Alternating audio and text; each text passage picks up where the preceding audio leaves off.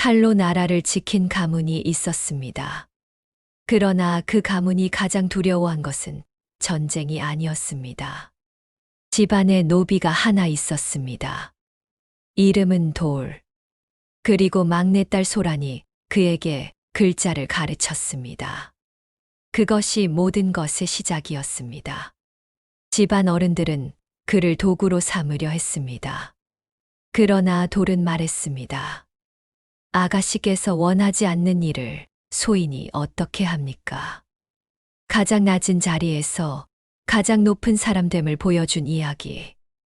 오늘 제가 들려드릴 이야기는 조선 숙종 연간 함경도 어느 변방고을에서 전설처럼 전해지는 이야기입니다. 이 땅에는 오래전부터 이런 말이 있었습니다. 아들 없는 무관 집안은 살아있어도 죽은 집이다. 칼 한 자루로 나라를 지키며 평생을 바쳐온 무관 가문에서 대를 잇지 못한다는 것은 곧 조상에 대한 씻지 못할 죄악으로 여겨졌습니다. 그런데 오늘 이야기 속 한씨 가문은 그 죄악을 피하려다 더 큰 죄악을 저지르고 말았습니다. 그 죄악의 이름은 사람을 수단으로 삼는 것. 그리고 그 죄악의 한가운데 선 사람은 뜻밖에도 노비 한 명이었습니다. 그의 이름은 돌. 집안에서는 그냥 돌쇠라 불렀습니다. 그러나 오늘 이 이야기가 끝날 무렵이면 여러분은 그 이름을 절대 잊지 못하실 겁니다. 자, 그럼 시작하겠습니다. 함경도 북청고을. 백두대간의 등줄기가 하늘을 찌를 듯 솟아오른 그 땅은 봄이 와도 꽃보다 눈이 먼저 피어나는 곳이었습니다. 이 험한 땅에 뿌리를 내리고 대대로 살아온 가문이 있었으니 바로 한씨 무관 가문이었습니다.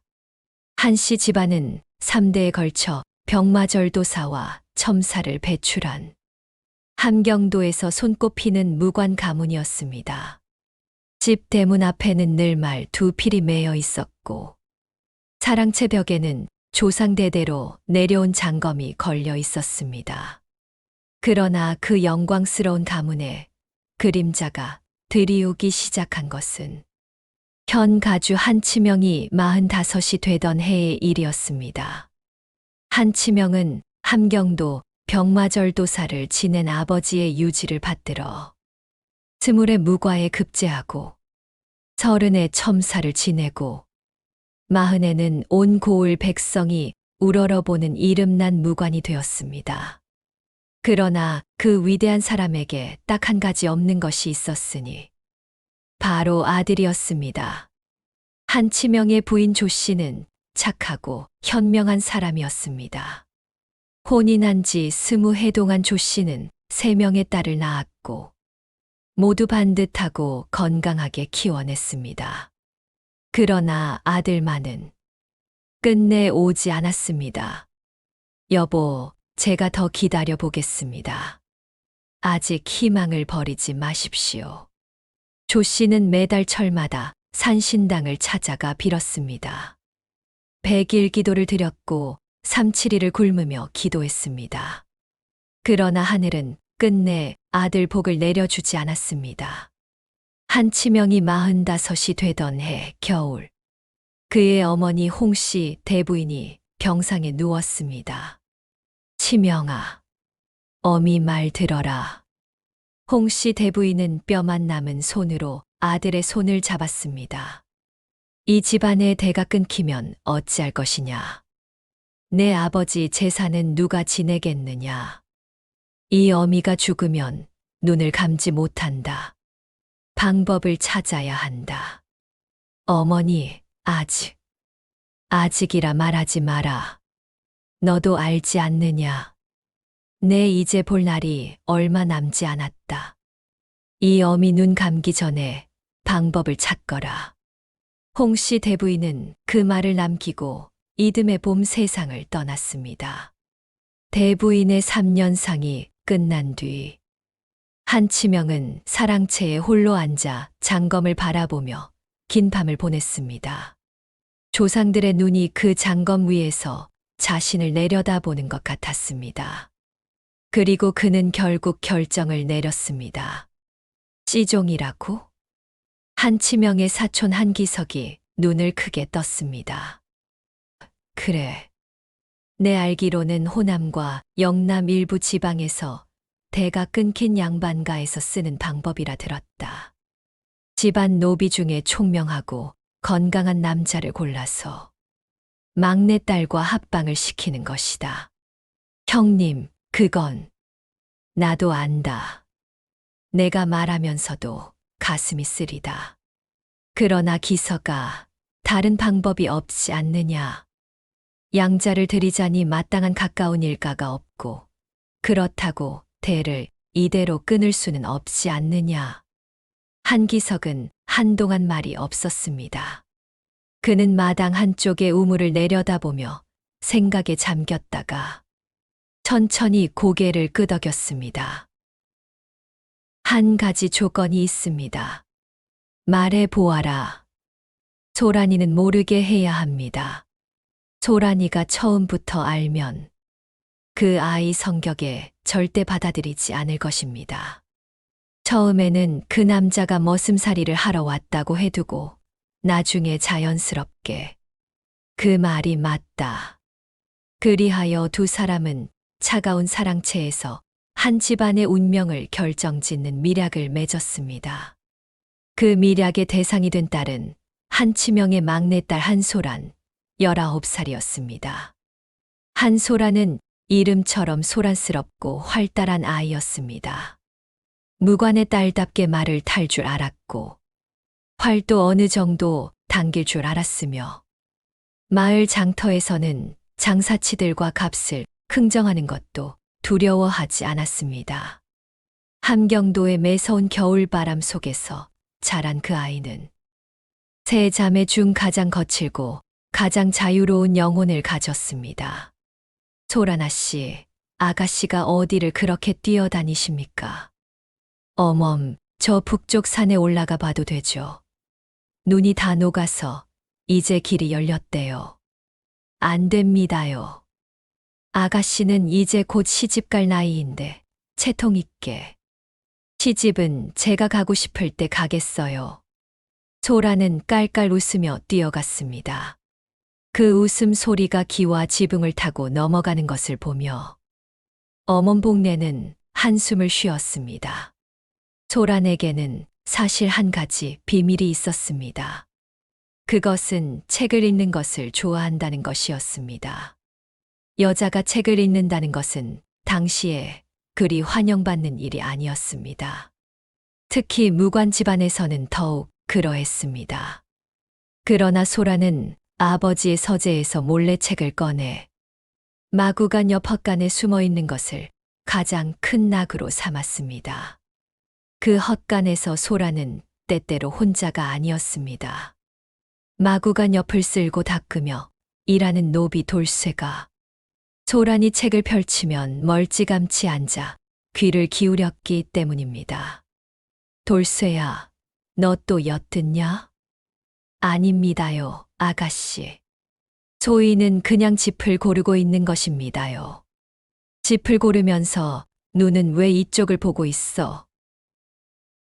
그게 소라는 피식 웃었습니다. 글자를 알고 싶으냐? 돌쇠는 대답하지 않았습니다. 노비가 글을 배우고 싶다는 것은 말해선 안 되는 욕심이었습니다. 소라는 잠시 생각하더니 책을 돌쇠 쪽으로 살짝 밀었습니다. 나는 이쪽에서 읽을게. 너는 저쪽에서 보거라. 내가 손가락으로 짚어줄 테니 따라 읽어봐. 그것이 시작이었습니다. 돌쇠의 본래 이름은 돌이었습니다. 집안 어른들이 돌쇠라 부르기 시작한 것은 그가 10살이 되던 해였고 그 이후로 아무도 그를 돌이라 부르지 않았습니다. 돌의 어머니는 한씨 집안의 참모였습니다. 일찍 남편을 잃고 아들 하나를 데리고 한씨 집에 들어온 여인이었는데 솜씨가 좋고 부지런하여 집안 어른들의 신임을 얻었습니다. 돌은 어려서부터 총명했습니다. 한 번 들은 말은 잊지 않았고, 한 번 본 것은 그대로 따라 할 수 있었습니다. 자랑채에 드나들며 어른들의 이야기를 듣는 것만으로도 그는 세상 돌아가는 이치를 조금씩 배워갔습니다. 그러나 그는 노비였습니다. 아무리 총명해도, 아무리 부지런해도 그는 한씨 집안의 소유물이었습니다. 말 한마리와 다를 것이 없는 존재였습니다. 돌이 15살 되던 해, 그의 어머니가 폐병으로 세상을 떠났습니다. 어머니를 묻고 돌아온 날 밤, 돌은 마구간 옆집 더미 위에 혼자 앉아 하늘을 바라보았습니다. 별이 가득한 함경도의 밤하늘이었습니다. 어머니, 저는 어떻게 살아야 합니까? 대답은 없었습니다. 차가운 바람만 지나갈 뿐이었습니다. 그때 헛간 문이 살며시 열렸습니다. 12살이었던 소란이 조용히 들어와 돌의 곁에 앉았습니다. 그리고 아무 말 없이 따뜻한 음식을 가져다 옆에 놓았습니다. 돌은 그날의 소란을 평생 잊지 못했습니다. 그 후로 세월이 흘러 돌은 26이 되었습니다. 함경도의 바람과 눈 속에서 자란 그는 키가 크고 어깨가 넓었으며 눈빛이 깊고 말수가 적은 사람이 되어 있었습니다. 한씨 집안에서 그는 가장 부지런하고 믿음직한 노비로 통했습니다. 마구간 일을 주로 맡았고 간간히 사랑채 심부름을 하기도 했습니다. 그리고 소란이 그에게 글자를 가르쳐 주기 시작한 지 이제 3년이 지나 돌은 어지간한 책은 혼자 읽을 수 있게 되어 있었습니다. 어느 봄날 오후 한기석이 마구간으로 돌을 불렀습니다. 돌쇠야. 예, 어르신. 너 건강하지? 아픈 곳 없느냐? 예, 튼튼합니다. 그렇지. 내 보기에도 너처럼 건강하고 총명한 노비가 이 집에 없더구나. 돌은 이상한 예감이 들었지만 고개를 숙이고 있었습니다.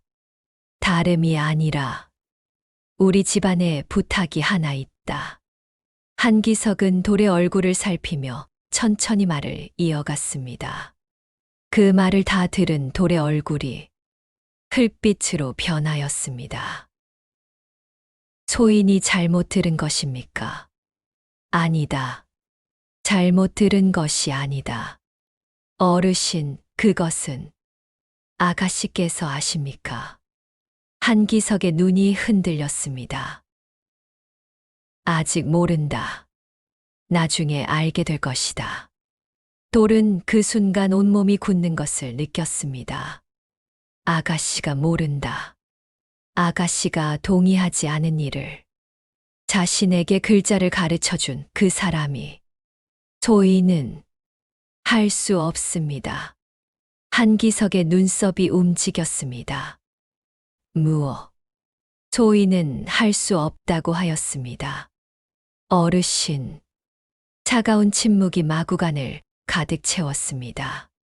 말 한마리가 코를 푸는 소리만 들렸습니다. 돌쇠야. 너 지금 내 처지를 알고 하는 말이냐? 압니다. 소인은 노비입니다. 그러나 돌은 고개를 들어 한기석의 눈을 똑바로 바라보았습니다. 사람에게는 지킬 것이 있습니다. 아가씨께서 원하지 않는 일을 소인이 어떻게 합니까? 소인을 팔아버리시거나 매질을 하시거나 죽이셔도 좋습니다. 그러나 이 일만은 할 수 없습니다. 한기석은 한동안 돌을 바라보았습니다. 그리고 천천히 자리에서 일어났습니다. 생각해 보아라. 사흘 여유를 주겠다. 한기석이 마구간을 떠나고 돌은 오래도록 그 자리에 서 있었습니다. 손이 떨렸습니다. 다리도 떨렸습니다. 그러나 그의 눈은 떨리지 않았습니다. 첫째 날 밤, 돌은 마구간에 앉아 잠을 이루지 못했습니다. 거절하면 어떻게 될 것인가? 팔려갈 것이다. 함경도 어딘가의 광산에 팔리거나 아니면 먼 남쪽 땅의 험한 주인에게 넘겨질 것이다. 그것이 두렵지 않다면 거짓말이었습니다. 그러나 더 두려운 것이 있었습니다. 소란 아가씨가 나중에 이 일의 전모를 알았을 때 자신이 그 일에 동의했다는 것을, 자신이 그 일에 참여했다는 것을, 그것을 소란이 알게 된다면 생각만 해도 가슴이 쓰렸습니다. 둘째 날 밤, 돌은 오래된 책 한 권을 꺼냈습니다. 소란이 가르쳐준 글자로 처음 읽은 책이었습니다. 글자를 짚어가던 소란의 손가락이 기억났습니다. 돌쇠야, 이 글자는 뭔지 알아? 모릅니다요, 아가씨. 이건 사람 인연이야. 사람이라는 뜻이지. 사람은 혼자 설 수 없어. 이 글자처럼 서로 기대야 하는 거야. 그 말이 지금 이 순간 다르게 들렸습니다. 사람. 돌은 사람이었습니다. 노비였지만 사람이었습니다. 그리고 소란도 사람이었습니다. 양반의 딸이었지만 사람이었습니다. 사람이 사람을 수단으로 삼는 것. 그것이 이 일의 본질이었습니다. 셋째 날 밤, 돌은 결심을 굳혔습니다. 그러나 그 결심은 단순한 거절이 아니었습니다. 더 나아가 소란에게 직접 알려야 한다는 것이었습니다. 아가씨가 모르는 사이에 일이 진행된다는 것은 두 사람 모두를 욕되게 하는 것이었습니다. 비록 그것이 자신에게 더 가혹한 결과를 가져올지라도. 사흘째 되는 날 새벽, 돌은 소란이 늘 새벽 물을 기르러 나오는 우물가 옆에서 기다렸습니다. 돌쇠야, 이 새벽에 여기서 뭘 하느냐? 소란의 눈이 동그래졌습니다. 아가씨, 드릴 말씀이 있습니다. 무슨 말을? 아가씨, 지금 이 집에서 아가씨 모르게 결정한 일이 있습니다. 돌은 눈을 마주치지 못하고 발밑을 보며 천천히 말했습니다. 집안 어른들이 내린 결정. 시종으로 선발된 것이 자신이라는 것. 그리고 자신이 거절했다는 것. 소라는 말없이 들었습니다. 돌이 말을 끝마쳤을 때 새벽빛이 산등성이를 물들이고 있었습니다. 소라는 두레박을 우물 안으로 던졌습니다. 덜컹거리는 소리가 울렸습니다. 언제부터 알았느냐? 사흘 전 어르신께 들었습니다. 그리고 거절했다고? 예. 소란이 두레박을 끌어올렸습니다. 물이 출렁였습니다. 왜? 짧은 물음이었습니다. 아가씨께서 모르시는 일이기 때문입니다. 아가씨께서 원하지 않는 일을 소인이 어떻게 합니까? 소라는 물동이에 물을 부었습니다. 그 소리만 들렸습니다. 돌쇠야. 예. 너는 지금 그 말이 어떤 결과를 가져오는지 알고 있느냐? 압니다. 팔려가도 좋다는 말이냐? 예. 소라는 오래도록 우물을 바라보았습니다. 그 눈빛에 무언가 복잡한 감정들이 지나갔습니다. 가거라. 오늘은 그냥 가거라. 돌은 고개를 숙이고 돌아섰습니다. 돌쇠야. 예. 고맙다. 그 한마디가 돌의 발걸음을 멈추게 했습니다. 그러나 그는 뒤를 돌아보지 않았습니다. 그냥 천천히 마구간 쪽으로 걸어갔습니다.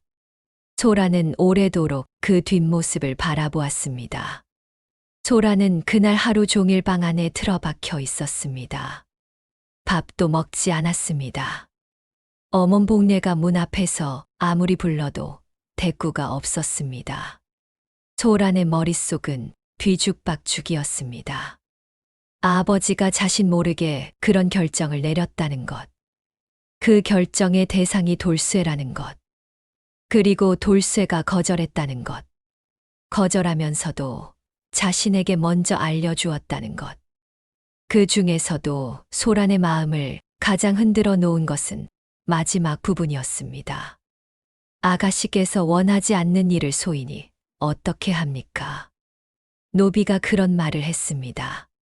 주인 집안 어른이 시키는 일을 아가씨가 모른다는 이유로 거절했습니다. 그것이 자신에게 어떤 결과를 가져올지 알면서도 소라는 손이 떨렸습니다. 무언가 뜨거운 것이 눈 뒤에서 밀려왔습니다. 그것이 눈물인지 분노인지 소란 자신도 알 수 없었습니다. 저물녘이 되었을 때 소라는 방문을 열고 나왔습니다. 그리고 곧장 아버지 한치명의 사랑채로 향했습니다. 아버지. 한치명은 서안 앞에 앉아 있다가 딸을 보았습니다. 그의 눈빛이 흔들렸습니다. 이미 알고 있구나 하는 표정이었습니다. 소라나. 아버지, 돌쇠가 저에게 말했습니다. 그래. 아버지, 저에게 직접 말씀하시지 않은 이유가 있습니까? 한치명은 잠시 눈을 감았다가 떴습니다. 내가 거절할 것이 분명하기 때문이다. 그렇다면 제가 원하지 않아도 진행하실 생각이셨습니까? 소라나. 이것은 아버지. 소란의 목소리가 낮아졌습니다. 저는 아버지의 딸이기 이전에 한 사람입니다. 아버지 집안의 대를 잇기 위한 도구가 아닙니다. 한치명의 얼굴에 복잡한 빛이 스쳤습니다. 그는 아무 말도 하지 못했습니다. 돌쇠를 팔지 마십시오. 소라나. 거절한 것이 옳은 일이었습니다. 벌을 줘서는 안 됩니다. 소라는 더 이상 말하지 않고 사랑채를 나왔습니다. 밖에는 봄밤의 바람이 불었습니다.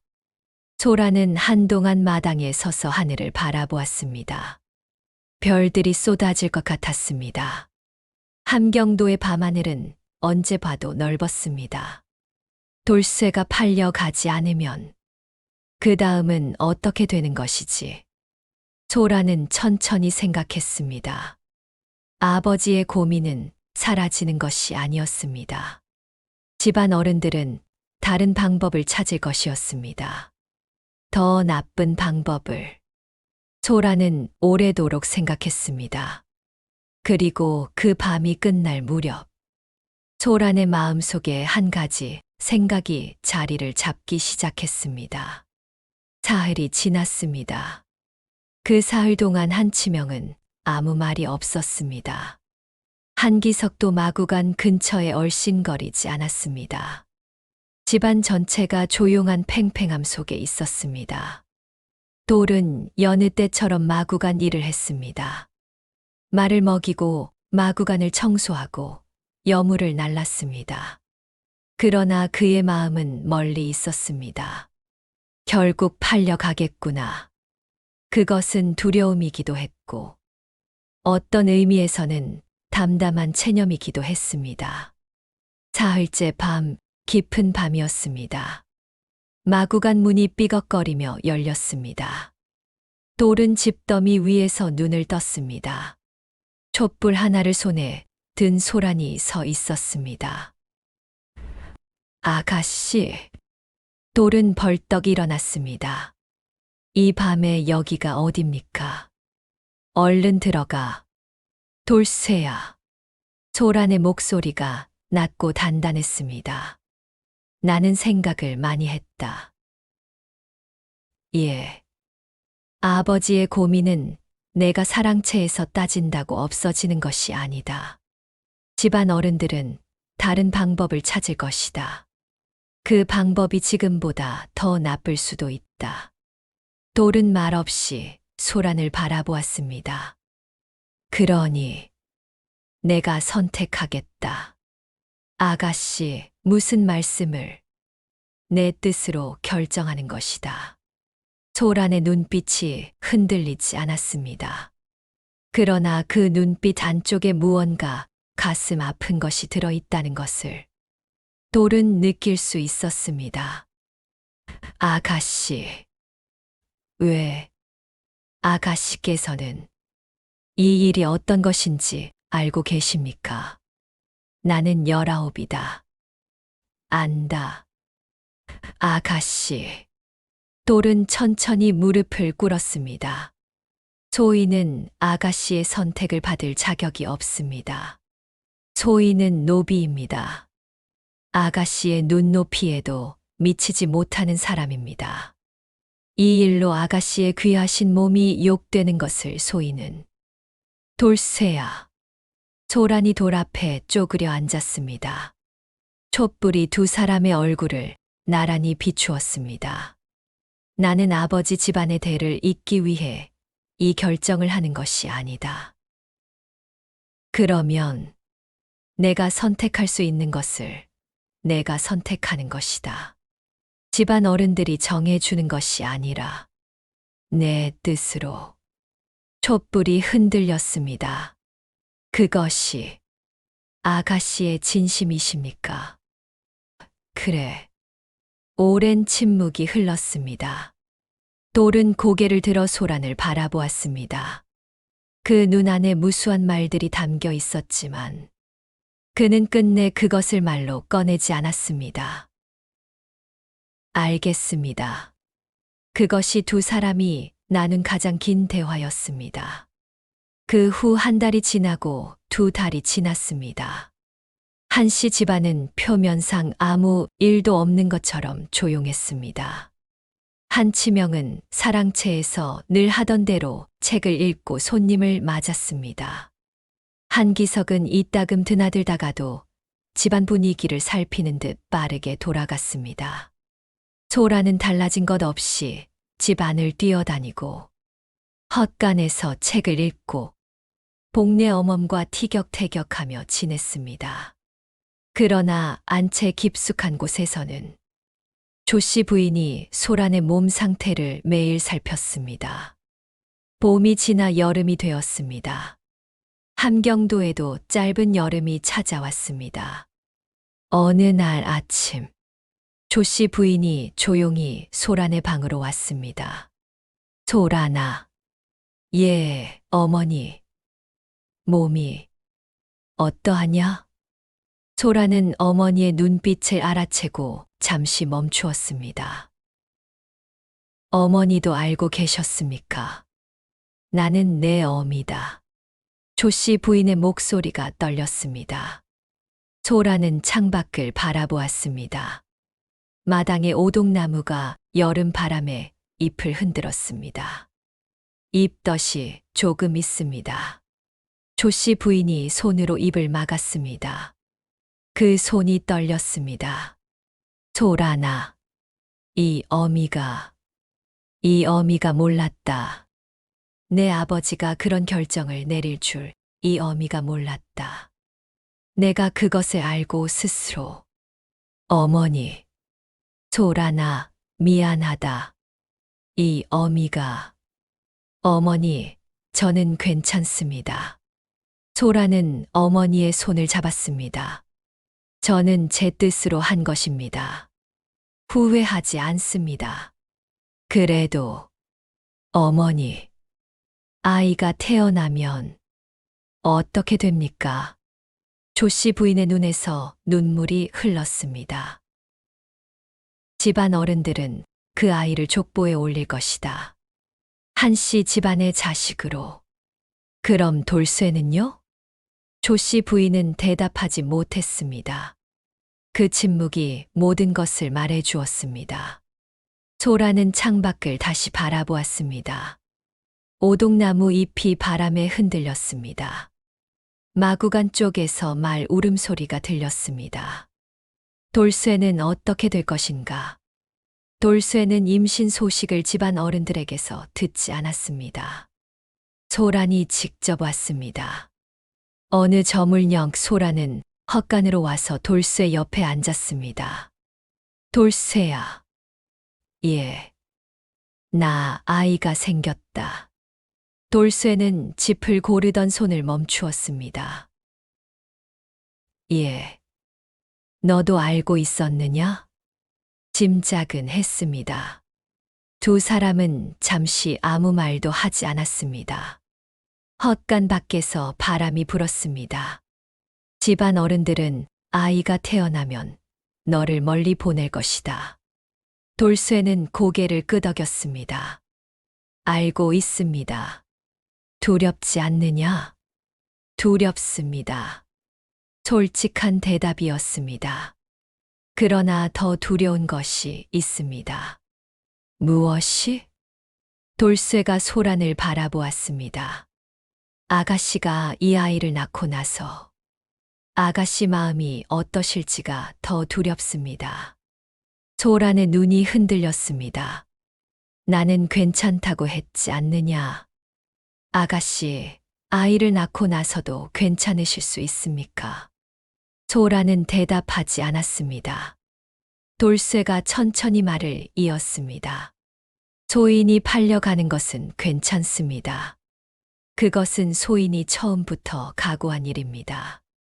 그러나 아가씨가 이 아이를 낳고 나서 그 아이가 아가씨의 자식이 아닌 것처럼 자라게 되는 것은 소인은 그것이 잘못된 것이라 생각합니다. 돌쇠야. 예.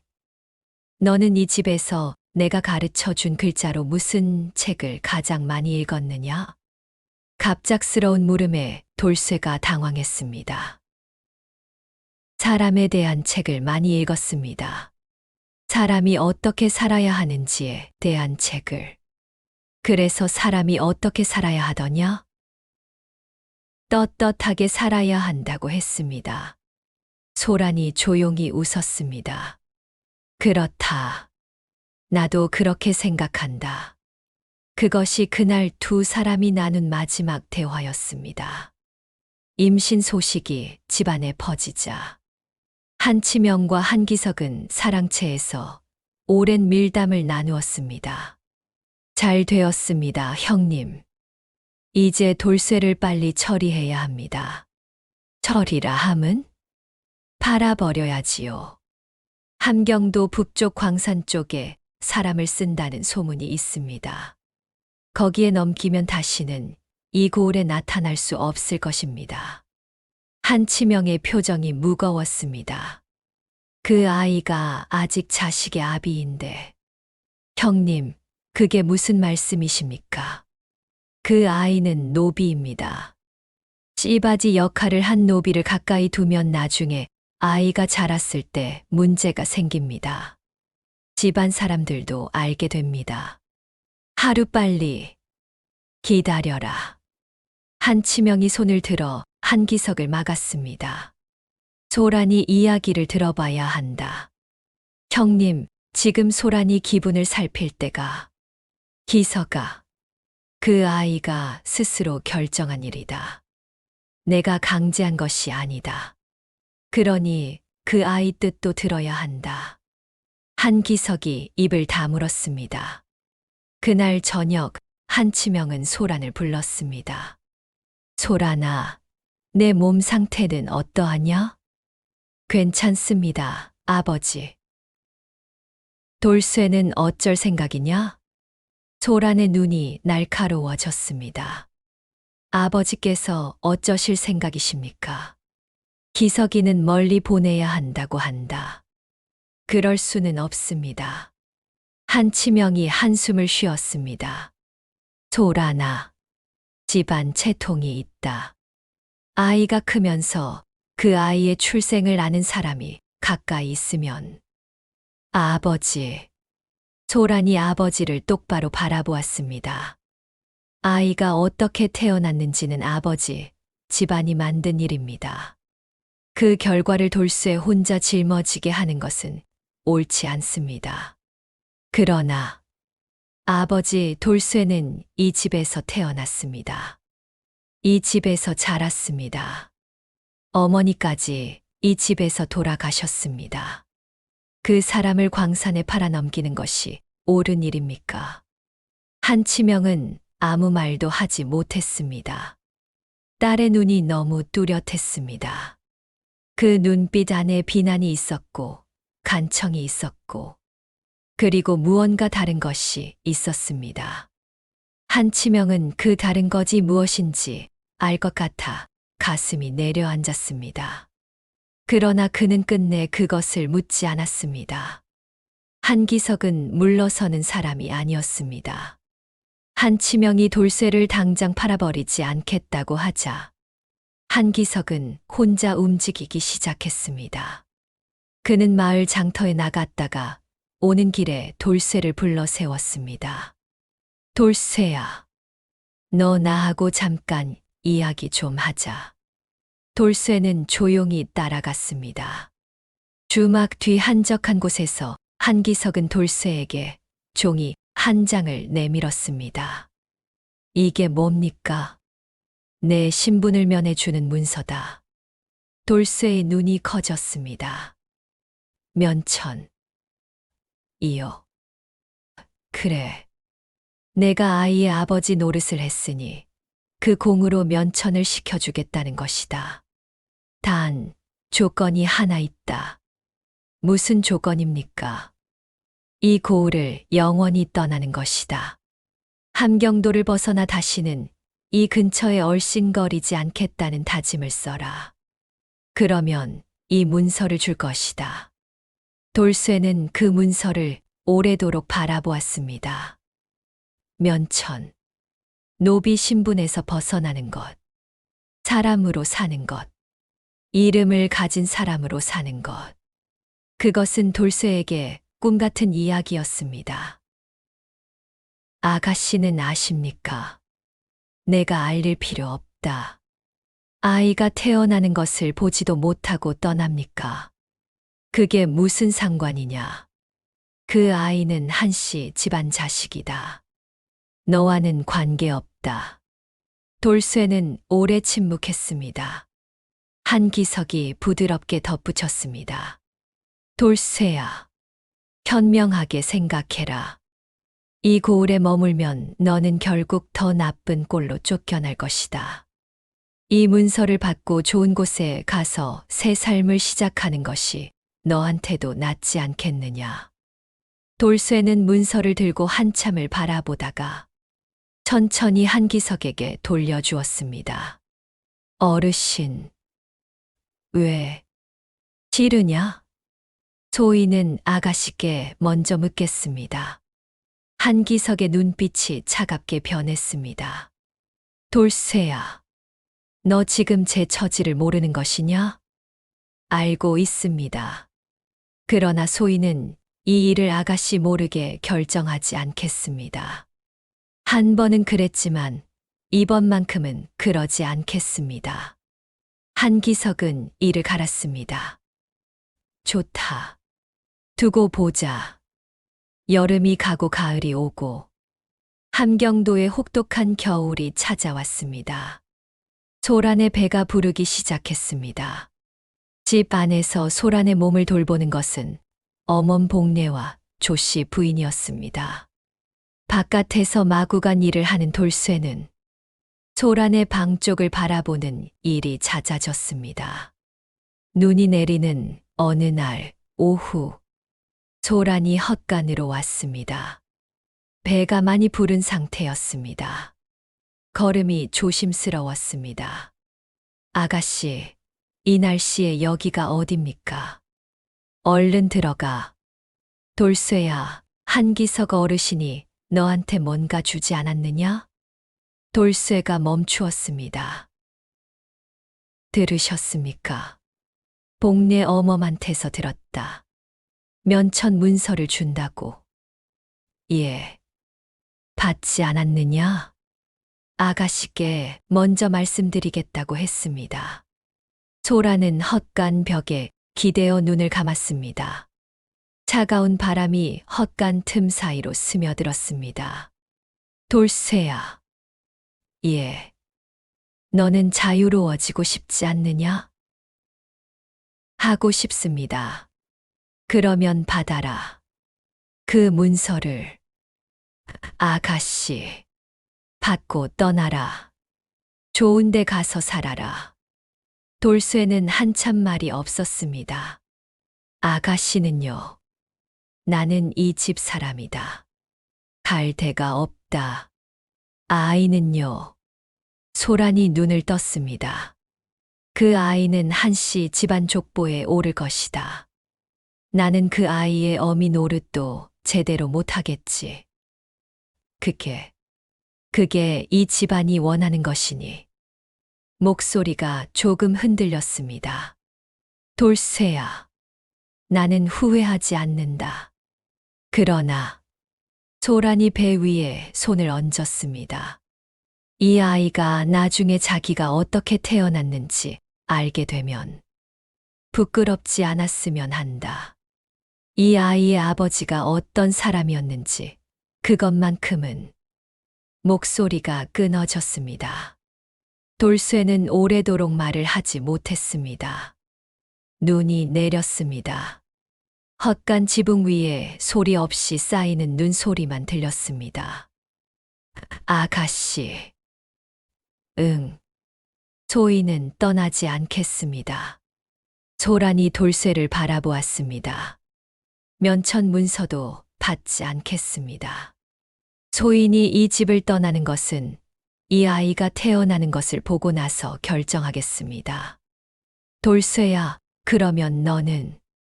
소인이 결정할 수 있는 것은 소인이 결정하겠습니다. 돌쇠가 소란을 바라보며 조용히 웃었습니다. 그것은 소란이 돌쇠에게서 처음 본 웃음이었습니다. 소란의 눈에서 무언가 흘러내렸습니다. 그것이 눈물인지 눈송이인지 그 겨울 헛간에서는 알 수가 없었습니다. 한씨 집안에 아이 울음소리가 퍼진 것은 함경도의 가장 추운 날 밤이었습니다. 눈보라가 몰아쳐 집 안과 밖이 모두 하얗게 덮인 그 밤, 안채에서 소란이 진통을 시작했습니다. 산파 할멈이 불려왔습니다. 조씨 부인은 소란의 손을 꼭 잡았습니다. 복내 어멈은 물을 끓이고 포대기를 준비했습니다. 마당 한쪽 마구간 앞에는 돌쇠가 서 있었습니다. 눈이 쏟아졌습니다. 바람이 불었습니다. 그러나 돌쇠는 그 자리를 떠나지 않았습니다. 안채에서 소란의 신음소리가 들릴 때마다 돌쇠의 손이 꽉 쥐어졌습니다. 1시간이 지나고 2시간이 지나고 3시간이 지났습니다. 그리고 새벽 무렵 아이 울음소리가 울렸습니다. 크고 힘찬 울음소리였습니다. 눈보라 속에서도 또렷이 들리는 소리였습니다. 돌쇠는 그 자리에 무릎을 꿇었습니다. 눈이 그의 어깨 위에, 머리 위에 쌓였습니다. 그는 오래도록 그 자리에 그렇게 있었습니다. 아들이었습니다.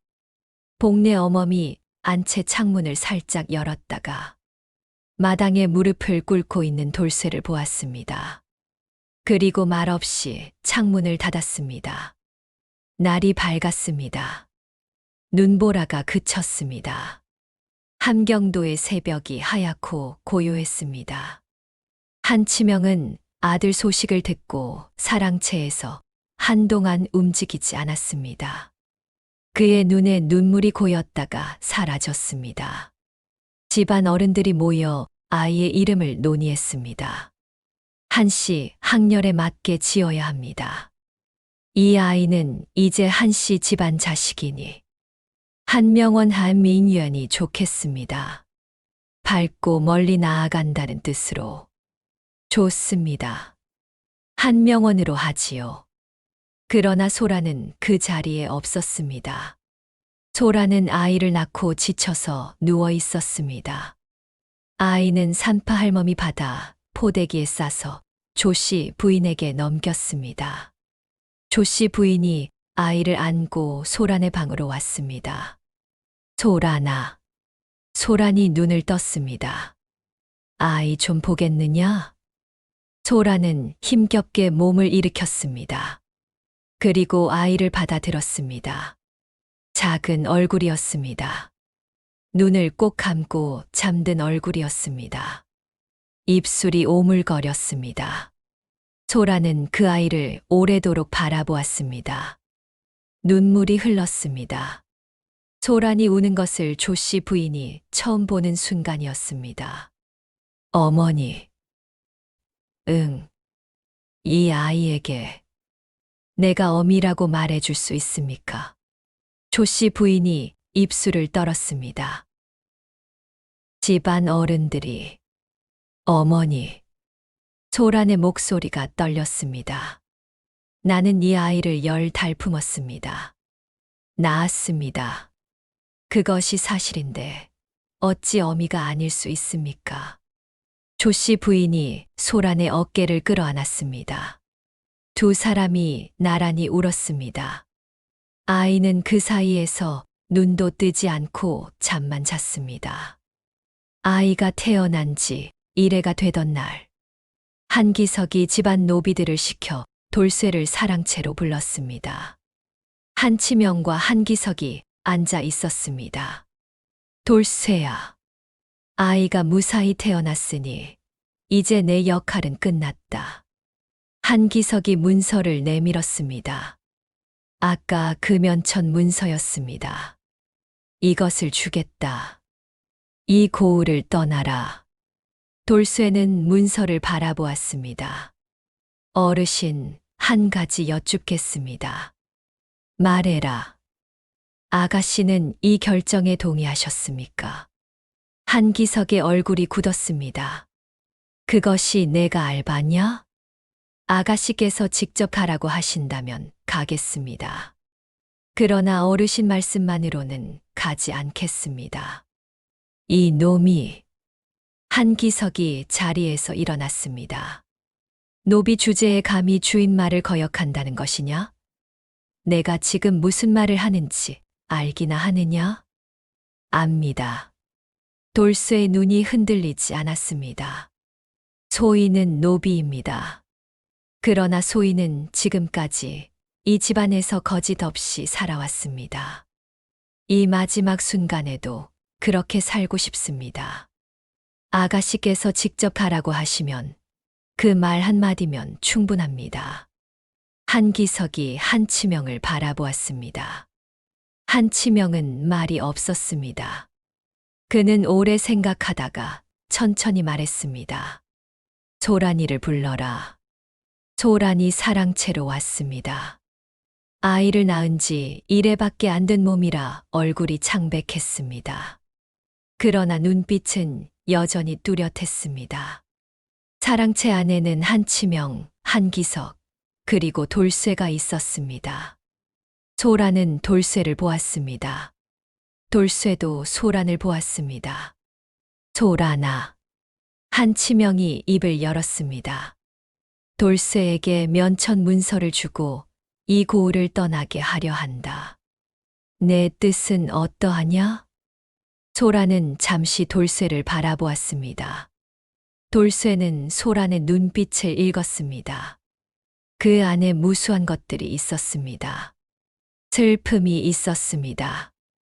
그리움이 있었습니다. 그리고 보내고 싶지 않다는 마음이 있었습니다. 그러나 소란은 고개를 들어 아버지를 바라보며 말했습니다. 아버지, 저는 돌쇠에게 묻겠습니다. 한 가지만 물어라. 소란이 돌쇠에게 직접 물었습니다. 돌쇠야, 너는 가고 싶으냐? 돌쇠가 오래 침묵했습니다. 아가씨, 솔직히 말씀드려도 됩니까? 그래. 소인은 가고 싶지 않습니다. 사랑채가 조용해졌습니다. 한기석이 인상을 썼습니다. 돌쇠가 계속 말했습니다. 그러나 소인이 원한다고 해서 머물 수 있는 상황이 아니라는 것도 압니다.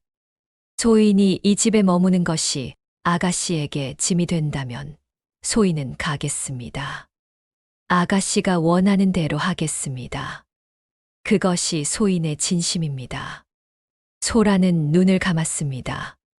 긴 침묵이 흘렀습니다. 그리고 소란이 눈을 뜨며 말했습니다. 아버지. 응. 돌쇠를 보내겠습니다. 그러나 조건이 있습니다. 말해 보아라. 돌쇠가 이 고을에서 살 수 있는 땅과 집을 마련해 주십시오. 멀리 쫓아내는 것이 아니라 이 고을 안에서 자유민으로 살 수 있게 해 주십시오. 한기석이 벌떡 일어났습니다. 소란 아가씨, 그것은 말도 안 되는. 기석아. 한치명이 조용히 한기석을 막았습니다. 그리고 한치명은 오래도록 딸을 바라보았습니다. 그 눈빛 안에 이제야 이해한다는 것이 담겨 있었습니다. 알겠다. 아버지. 내 말대로 하겠다. 한기석이 믿을 수 없다는 표정으로 한치명을 바라보았습니다. 그러나 한치명은 더 이상 말을 바꾸지 않았습니다. 소란이 돌쇠를 바라보았습니다. 돌쇠의 눈이 붉어져 있었습니다. 소란이 천천히 고개를 끄덕였습니다. 그것이 두 사람이 사랑채에서 나눈 마지막 눈인사였습니다. 사흘 뒤 새벽. 돌쇠는 짐 보따리 하나를 짊어지고 한씨 집안 대문을 나섰습니다. 한씨 집안에서 살아온 26해였습니다. 어머니가 이 집에서 죽었습니다. 자신도 이 집에서 자랐습니다. 대문을 나서기 전 돌쇠는 뒤를 돌아보았습니다. 기와지붕 위에 눈이 쌓여 있었습니다. 마당이 하얗게 덮여 있었습니다. 마구간이 보였습니다. 헛간이 보였습니다. 안채 쪽 창문에 빛이 새어 나왔습니다. 소란의 방이었습니다. 그 빛이 흔들렸습니다. 누군가 안에서 촛불을 들고 있는 것 같았습니다. 돌쇠는 오래도록 그 빛을 바라보았습니다. 그리고 천천히 고개를 숙였습니다. 잘 계십시오, 아가씨. 말은 입 밖에 나오지 않았습니다. 마음속으로만 한 말이었습니다. 돌쇠는 돌아섰습니다. 눈 위에 발자국을 남기며 천천히 걸어갔습니다. 안채 창문의 빛이 흔들렸습니다. 세월이 흘렀습니다. 아이 명원은 쑥쑥 자랐습니다. 걷고, 뛰고, 말하고, 웃고. 한씨 집안은 명원을 한치명의 손자로 키웠습니다.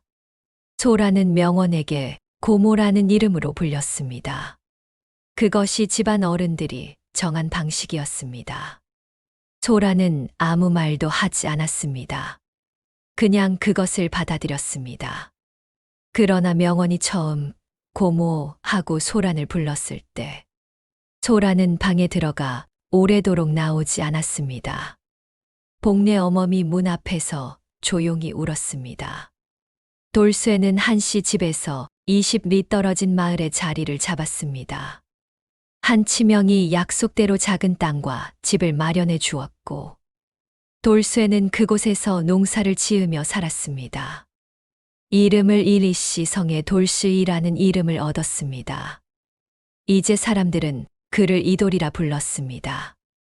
그는 부지런했고 성실했습니다. 몇 년이 지나자 마을 사람들의 신임을 얻어 마을 서당에서 아이들에게 그를 가르치는 일을 맡게 되었습니다. 소란이 가르쳐 준 글자로 이제 다른 이들에게 그를 가르쳤습니다. 그렇게 5년이 지났습니다. 명원이 5살 되던 봄이었습니다. 총명한 아이였습니다. 눈빛이 깊고 말수가 적었습니다. 한 번 들은 말은 잊지 않았습니다. 어느 날 명원이 소란에게 물었습니다. 고모, 나는 왜 어머니가 없어요? 소란의 손이 멈추었습니다. 어머니가 멀리 계신다고 들었어요. 어디 계세요? 소라는 명원의 얼굴을 바라보았습니다. 그 얼굴이 낯설지 않았습니다. 눈빛이 깊은 것이, 말수가 적은 것이. 소라는 명원을 꼭 안았습니다. 명원아. 예, 고모. 어머니는 멀리 계시지 않아. 항상 내 곁에 있어. 어디요? 내가 건강하게 자라는 것을 보면서 기뻐하는 곳에 계신다. 명원은 그 말의 뜻을 다 알아듣지 못했지만 소란의 품이 따뜻하다는 것은 느꼈습니다. 그리고 소라는 그날 밤, 방 안에서 오래도록 앉아 있었습니다. 이것이 옳은 것인가? 그 물음이 5년이 지나도 사라지지 않았습니다. 명원이 6살 되던 해 가을, 한치명이 병석에 누웠습니다. 오래된 병이 깊어진 것이었습니다. 함경도의 찬바람이 몸에 쌓인 세월이 한꺼번에 터진 것 같았습니다. 의원이 드나들었고 집안이 어두워졌습니다. 어느 날 한치명이 소란을 불렀습니다. 소란아, 아버지 여기 있습니다. 가까이 오너라. 소란이 아버지의 손을 잡았습니다. 그 손이 차갑고 가늘었습니다. 소란아, 내가 잘못했다. 아버지, 그 일을 처음부터 내 뜻을 물었어야 했다. 그러지 않은 것이 이 아비의 잘못이다. 아버지, 그런 말씀 마십시오. 아니다. 말해야 한다. 이 아비가 가기 전에 말해야 한다. 한치명의 눈이 소란을 바라보았습니다. 명원이에게 나중에 진실을 알려도 된다. 그 아이가 자라서 알 자격이 생기면 내가 막지 않겠다. 소란의 눈에서 눈물이 흘렀습니다. 아버지, 그리고 돌쇠 그 아이한테도 내가 미안하다는 말을 전해다오. 그 아이는 나쁜 사람이 아니었다. 예, 아버지. 마지막으로 한 가지만 더 말씀하십시오. 한치명이 소란의 손을 꼭 잡았습니다. 소란아, 너는 좋은 사람이다. 이 아비보다 훨씬 좋은 사람이다. 그것이 이 아비의 가장 큰 자랑이다. 소란이 아버지의 손 위에 이 말을 댔습니다. 그리고 오래도록 울었습니다. 그것이 두 사람의 마지막 대화였습니다. 한치명은 그해 겨울이 오기 전에 세상을 떠났습니다. 한치명의 사무제가 끝난 다음 날 봄, 소라는 복례 어멈만 데리고 집을 나섰습니다. 20리 길을 걸었습니다. 이돌이 사는 마을은 작고 조용한 곳이었습니다. 산 기슭에 서당이 있었고 그 옆에 작은 집이 한 채 있었습니다. 마당에서 아이들이 글 읽는 소리가 들렸습니다. 낭낭하고 밝은 소리였습니다. 소라는 그 소리를 들으며 잠시 걸음을 멈추었습니다. 그리고 서당 앞에서 기다렸습니다. 잠시 후 수업이 끝나고 아이들이 떠들며 나왔습니다. 그 뒤로 이돌이 나왔습니다. 5년 만이었습니다. 이돌은 소란을 보고 발걸음이 멈추었습니다. 두 사람은 한동안 말이 없었습니다. 오셨습니까? 왔다. 아버님께서 돌아가셨다. 그러셨군요. 이돌이 고개를 숙였습니다. 삼가 명복을 빕니다. 소라는 고개를 끄덕였습니다. 아버지가 마지막에 미안하다는 말을 전하라 하셨다. 이돌이 눈을 들었습니다. 대감어른이 그런 말씀을. 그래. 감사합니다. 그 말씀만으로 충분합니다. 둘은 서당 앞 작은 마당에서 나란히 앉았습니다. 봄 햇살이 따뜻했습니다. 명원이는 잘 있나요? 소란의 눈빛이 흔들렸습니다. 잘 있다. 총명하다. 눈빛이 소란이 말을 잊지 못했습니다. 눈빛이 너를 닮았다. 이돌이 말없이 앞을 바라보았습니다. 한참이 지나 이돌이 말했습니다. 아가씨, 이제 아가씨라 부르지 않아도 된다. 소란 씨, 처음 이름을 부른 것이었습니다. 소란이 이돌을 바라보았습니다. 나는 명원에게 진실을 알려줄 생각이다. 아버지도 허락하셨다. 그 아이가 자라서 알 수 있을 만큼 되면. 이돌이 천천히 고개를 끄덕였습니다. 그것이 옳은 일입니다. 그 아이가 언젠가 너를 찾아올 수도 있다. 그때 받아줄 수 있겠느냐? 이돌의 눈이 붉어졌습니다. 제가 어찌 거절하겠습니까? 소란이 고개를 끄덕였습니다. 봄 바람이 불었습니다. 서당 앞 나무에 꽃이 피었습니다. 하얗고 작은 꽃들이었습니다. 이돌아, 예. 너는 잘 지내고 있느냐? 처음 물어보는 것이었습니다. 이돌이 잠시 생각하다가 말했습니다. 예. 잘 지내고 있습니다. 그리고 조용히 덧붙였습니다. 아이들에게 글을 가르치는 것이 좋습니다. 소란 씨가 가르쳐준 글자로 이제 다른 아이들을 가르칩니다. 소란이 눈을 감았다가 떴습니다. 그 눈에 무언가 따뜻한 것이 떠올랐습니다. 잘 됐다. 그것이 전부였습니다. 그러나 그 두 글자에 많은 것이 담겨 있었습니다. 명원이 15이 되던 봄이었습니다. 그 아이는 훌쩍 자라 있었습니다. 키가 크고 눈빛이 깊었습니다. 말수가 적었지만 한 번 말하면 또렷했습니다. 소라는 그의 봄, 명원을 불렀습니다. 명원아. 예, 고모. 나한테 할 말이 있는데 들을 수 있겠느냐? 명원이 고개를 들었습니다. 소라는 천천히 말했습니다.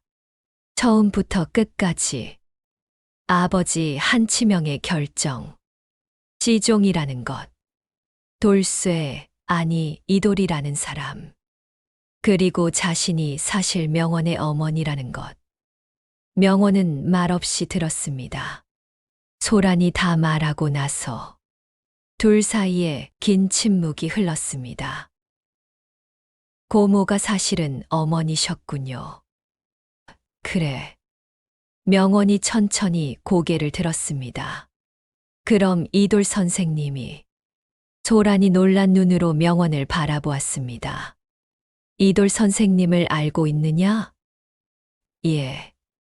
고모가 이따금 찾아가는 곳이 이돌 선생님 서당이라는 것을 알았습니다. 저도 몇 번 따라가 봤습니다. 그 선생님의 눈빛이 저와 비슷하다는 말을 마을 아이들이 한 적이 있어서. 소란이 눈을 감았습니다. 명원아. 예. 미안하다. 왜요? 진작 말해줬어야 했는데. 명원이 소란의 손을 잡았습니다. 그 손이 따뜻하고 단단했습니다. 고모, 아니, 어머니. 소란이 눈을 뜨자 눈물이 흘렀습니다. 저는 고모가 제 어머니라는 것을, 어머니라는 말을 듣기 전부터 알고 있었어요. 왜냐하면, 명원이 조용히 말했습니다. 제가 힘들 때 항상 제 옆에 있었던 것이 고모였으니까요. 그게 어미가 아니면 무엇이겠어요. 소란이 명원을 끌어안았습니다. 두 사람이 오래도록 그렇게 있었습니다. 봄볕이 따뜻했습니다. 명원이 이돌을 찾아간 것은 그로부터 사흘 뒤였습니다. 홀로 20리 길을 걸어서 서당 앞에 섰습니다. 마침 수업이 끝난 시간이었습니다. 이돌이 마당을 쓸다가 명원을 보았습니다. 두 사람이 서로를 바라보았습니다. 이돌의 손에서 빗자루가 멈추었습니다. 명원이 천천히 앞으로 걸어왔습니다. 이돌 선생님. 명원아, 저는 이제 압니다. 이돌이 아무 말도 하지 못했습니다. 명원이 이돌 앞에 서서 말했습니다. 어머니가 말씀해 주셨습니다. 선생님이 제 아버지시라고. 이돌의 눈이 붉어졌습니다. 명원아, 예. 나는 내게 아버지 노릇을 한 번도 하지 못했다. 그것이 목소리가 떨렸습니다. 그것이 늘 마음에 걸렸다. 명원이 잠시 이돌을 바라보다가 천천히 이돌 앞에 무릎을 꿇었습니다. 큰절이었습니다. 이돌이 명원을 잡아 일으키려 했습니다. 명원아, 이러지 않아도. 선생님. 명원이 고개를 들었습니다. 어머니가 말씀하셨어요. 선생님이 어머니를 지켜준 사람이라고. 아무도 몰래 결정될 뻔한 일을 어머니가 알 수 있게 해준 사람이라고. 그것이 선생님이 어머니께 해준 가장 큰 일이라고. 이돌의 눈에서 눈물이 흘렀습니다. 그것밖에 하지 못했다. 선생님. 명원이 이돌의 눈을 바라보았습니다. 저는 선생님을 아버지라고 부를 자격이 있습니까? 이돌이 명원의 어깨를 잡았습니다. 그 손이 떨렸습니다. 내가 그 자격을 갖고 있는지 모르겠다. 나는 너를 키우지 못했다. 곁에 있어주지 못했다. 그래도요. 그래도 선생님이 제 아버지인 것은 변하지 않습니다. 이돌이 명원을 끌어안았습니다. 서당 앞 마당에서 두 사람이 오래도록 그렇게 있었습니다. 봄바람이 불었습니다. 서당 앞 나무에서 꽃잎이 떨어졌습니다. 그 봄날 오후 명원의 이야기를 전해 들은 소란이 이돌의 서당을 찾았습니다. 서당 앞 마당에 소란이 오자 명원과 이돌이 나란히 서 있었습니다. 세 사람이 처음으로 한자리에 섰습니다. 소란이 이돌을 보았습니다. 이돌이 소란을 보았습니다. 명원이가 왔더군요. 예, 왔더라. 명원이 두 사람을 번갈아 바라보았습니다. 어머니, 우리 셋이 밥 한 번 먹어요. 소란과 이돌이 동시에 명원을 바라보았습니다. 명원이 천진하게 웃었습니다. 나는 어머니도 있고 아버지도 있는데 셋이서 밥 한 번 못 먹어요? 다른 집 아이들은 다 먹잖아요. 소란의 눈에 눈물이 고였습니다. 이돌이 조용히 웃었습니다. 그래, 먹자.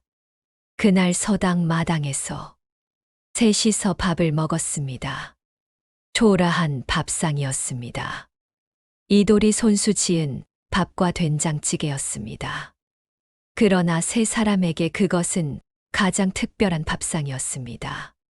명원이 밥을 먹다가 말했습니다. 아버지, 글 가르치는 것이 재미있어요? 그래, 재미있다. 저도 나중에 그렇게 살고 싶어요. 사람들을 가르치는 것으로요. 소란이 명원을 바라보았습니다. 이돌이 명원을 바라보았습니다. 두 사람의 눈이 잠깐 마주쳤습니다. 그리고 소란이 말했습니다. 그래라. 그렇게 살아라. 봄볕이 밥상 위에 내려앉았습니다. 그날 밤, 이돌은 서당에 혼자 앉아 편지를 썼습니다. 받는 사람은 없었습니다. 그냥 쓰고 싶었습니다. 소란이 가르쳐 준 글자로 썼습니다. 사람이 사람답게 산다는 것이 무엇인지 나는 오늘에야 조금 알 것 같습니다. 나는 노비였습니다. 그러나 내가 노비로 살던 시절에도 나를 사람으로 대해준 사람이 있었습니다. 그 사람이 가르쳐 준 글자로 나는 이제 아이들을 가르칩니다. 그 사람과 내 사이에 태어난 아이가 오늘 나를 아버지라 불렀습니다. 나는 그 아이에게 내가 노비였다는 것을 숨기지 않겠습니다. 그것이 부끄러운 일이 아니기 때문입니다. 사람은 태어난 신분으로 정해지지 않습니다. 어떻게 사는가로 정해집니다. 나는 앞으로도 떳떳하게 살겠습니다. 그것이 내가 할 수 있는 전부입니다. 이돌은 편지를 접어 서랍에 넣었습니다. 촛불이 흔들렸습니다. 밖에서 봄바람이 불었습니다. 이 이야기는 여기서 끝이 납니다. 이돌은 그 후로도 오래도록 서당에서 아이들을 가르쳤습니다. 그의 서당은 점점 이름이 알려졌고 함경도 북천고을에서도 아이들을 보내오기 시작했습니다. 명원은 자라서 과거를 보았습니다. 그러나 그는 벼슬보다 이돌처럼 서당에서 아이들을 가르치는 것을 택했습니다. 이돌의 서당 옆에 새 서당을 열었습니다. 사람들은 그 두 서당을 이렇게 불렀습니다. 아버지 서당과 아들 서당. 소라는 한씨 집안을 지키며 살았습니다. 늙은 어머니 조씨 부인을 모시고 복례 어멈과 함께 그리고 이따금 20리 길을 걸어 서당을 찾아갔습니다. 세 사람이 한 밥상에 앉는 날이 1년에 몇 번씩은 있었습니다. 여러분, 오늘 이야기 어떠셨습니까? 노비 돌쇠, 아니 이돌이라는 사람. 그는 사람을 수단으로 삼는 세상 속에서 끝까지 사람을 사람으로 대하려 했습니다. 자신이 손해를 보더라도, 자신이 쫓겨나더라도, 자신이 팔려가더라도 그는 단 한 가지를 지키려 했습니다. 아가씨가 모르는 일을 나 혼자 결정하지 않겠다. 그 한 가지가 두 사람의 운명을 바꾸었습니다. 그리고 한 아이의 인생을 바꾸었습니다. 조선시대 신분의 사슬이 온 세상을 묶고 있던 그 시절에 가장 낮은 자리에서 가장 높은 사람됨을 보여준 이가 있었습니다. 우리는 그를 기억해야 합니다. 이름 없이 살다간 수많은 사람들을 기억해야 합니다. 그들이 지켜낸 것들이 오늘 우리가 살아가는 이 세상을 만들었습니다. 오늘도 들어주셔서 감사합니다. 야담회였습니다. 이 이야기가 마음에 드셨다면 구독과 좋아요, 알림 설정 부탁드립니다. 여러분의 댓글 하나하나가 이 채널을 살아 숨쉬게 합니다. 다음 이야기에서 또 뵙겠습니다. 안녕히 계십시오. 야담회였습니다.